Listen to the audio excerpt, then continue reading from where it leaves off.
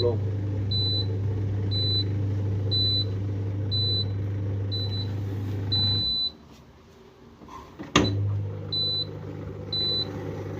Nước em rửa rồi, em rửa xong rồi.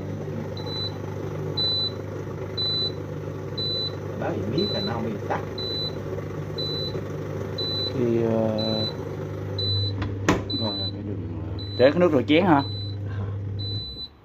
Cái là không sử dụng